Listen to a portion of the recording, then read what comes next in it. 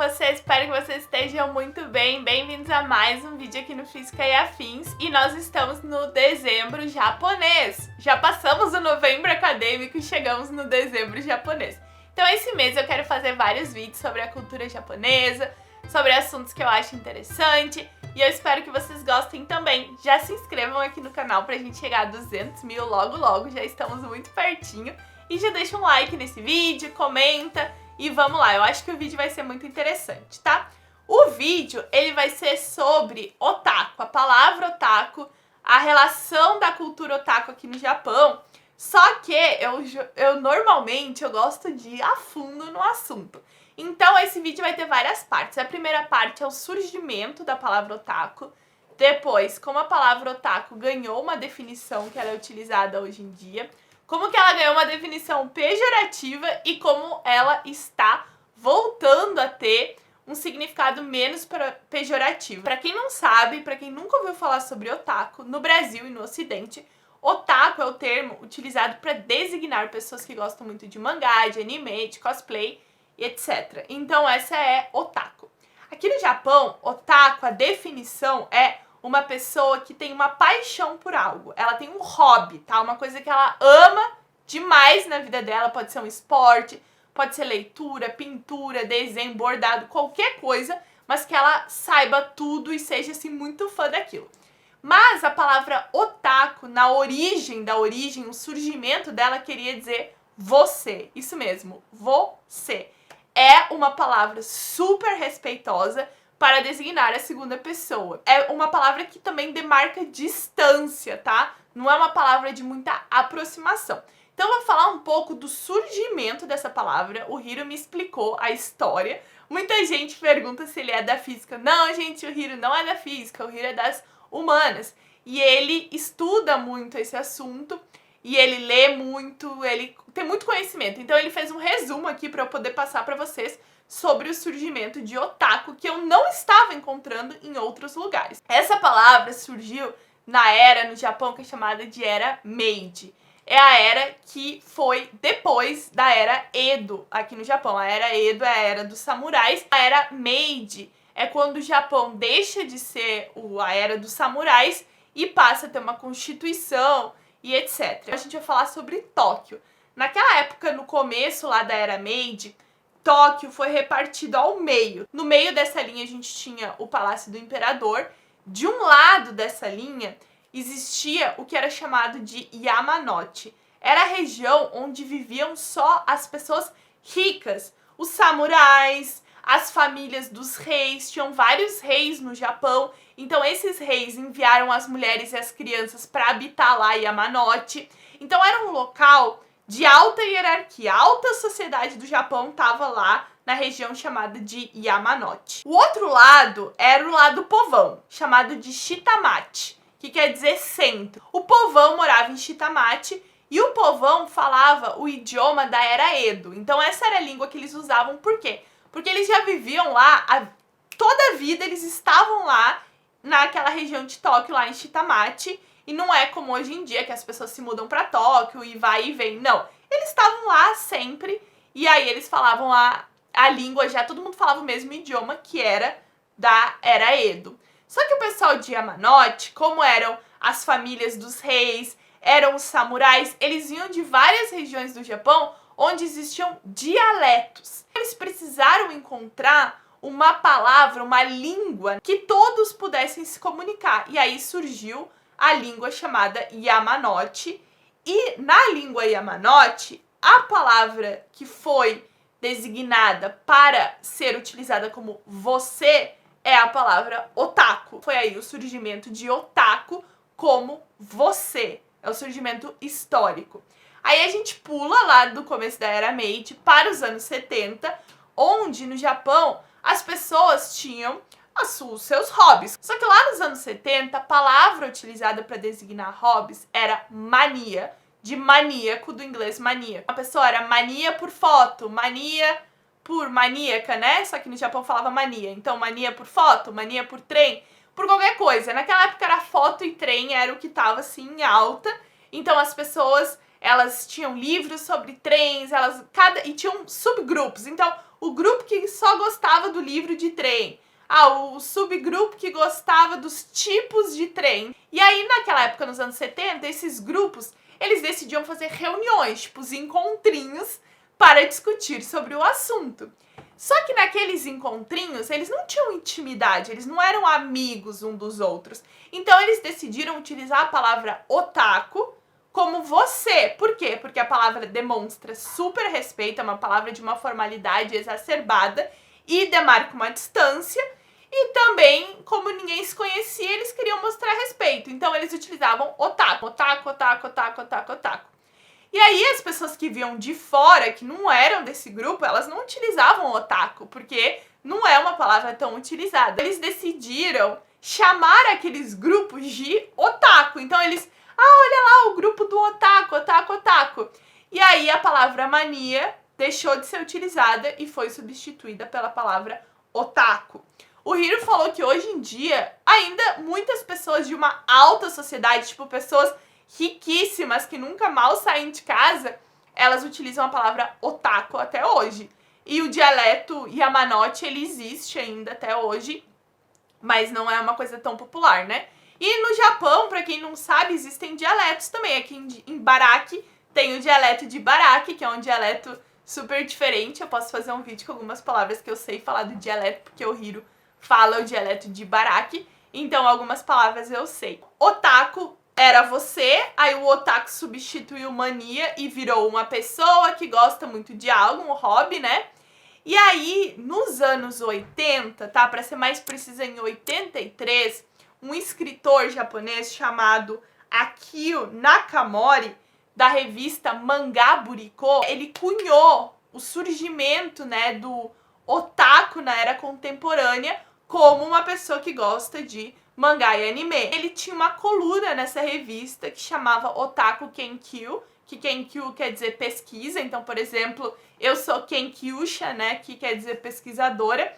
Então, ele cunhou esse termo na era moderna para designar as pessoas que gostam de anime e mangá. Eu vou deixar um link aqui que eu encontrei, tipo, a primeira coluna lá da revista, onde ele falava sobre Otaku Kenkyu. Então, se alguém tiver interesse, tá em inglês o artigo, mas eu vou deixar aqui na descrição. Foi o surgimento também de otaku como uma coisa de mangá e anime. E aí vem a próxima parte do vídeo, que é quando o otaku passa a ser uma palavra com um significado pejorativo. Então, se tá gostando desse vídeo, já deixa um like, te inscreve aí no canal, comenta o que tu tá achando até agora, tu sabia sobre o que eu estou explicando? Espero que vocês estejam gostando e vamos então... Por que que otaku ganhou um significado pejorativo? Foi mais ou menos em 1989 que otaku ganhou um significado pejorativo através de Tsutomu Miyazaki. Tsutomu Miyazaki, ele também é conhecido como o assassino otaku ou o assassino de meninas pequenas. Tsutomu Miyazaki, ele nasceu com um problema nas mãos, onde as juntas, elas não eram separadas. Então ele sofreu muito bullying na escola. Ele era um estudante brilhante, mas que por conta de tudo que aconteceu na vida dele, as notas dele caíram drasticamente, ele não conseguiu estudar o que ele queria, enfim, aconteceram várias coisas. E ele foi criado pelo avô, porque os pais trabalhavam muito. Ele também foi criado por um homem babá que tinha problemas mentais. Ele foi crescendo, tá? E em determinado momento, em 88, o avô dele faleceu. Ele tinha uns 20 e poucos anos. O falecimento do avô dele, que era a pessoa que ele tinha assim, muita consideração, e ele era a pessoa mais próxima que ele tinha, era o avô, foi um gatilho na vida dele. Por quê? De agosto de 88 até junho de 89, ele cometeu 4 assassinatos de 4 meninas pequenas. Ele enviou também fotos e restos de cinzas das meninas para as famílias, cartões postais, ele telefonava para as famílias das meninas, ele fazia muitas coisas, tá? Inclusive, ele guardou no armário da casa dele mãos e pés de algumas dessas meninas. E aí, o que aconteceu? Quando ele foi tentar sequestrar a 5ª menina, na verdade, ele convenceu, né, a menina de 5 anos a tirar umas fotos nuas dela, e aí ele ia sequestrar ela, só que o pai dela descobriu. E quando o pai dela viu o que estava acontecendo, o pai dela atacou ele fugiu, era um parque. O pai da menina chamou a polícia E aí a polícia ficou escondida esperando ele. Horas depois ele voltou pro parque pra pegar o carro dele que estava estacionado lá e a polícia prendeu ele. Naquele momento, a polícia não sabia que ele era a pessoa que assassinou as outras meninas. Ele achou que era a pessoa que tava, tipo, tentando sequestrar aquela menina de 5 anos.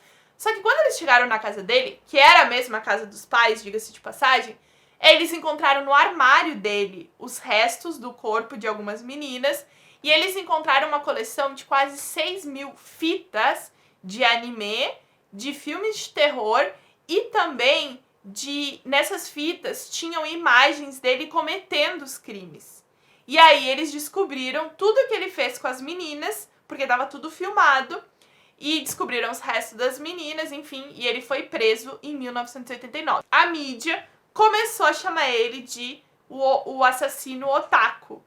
E vários psicólogos e psiquiatras apareceram na televisão falando que ele entrou demais naquele mundo de otaku e de mangá e que por isso ele não conseguiu sair, cometeu os crimes. E aí a sociedade inteira, na época, lá em 89, ficou apavorada que a pessoa tava no mundo do anime e do mangá e começou a dar um significado pejorativo para essas pessoas que gostam muito de anime e mangá. E o julgamento dele durou 7 anos. E nesses 7 anos era o assassino otaku, assassino otaku, assassino otaku. Ele, inclusive, falou no julgamento que quando o avô faleceu, ele entrou em depressão, pensou em suicídio, mas ninguém deu bola pra ele. A mãe dele depois admitiu que pode ter negligenciado, o pai também.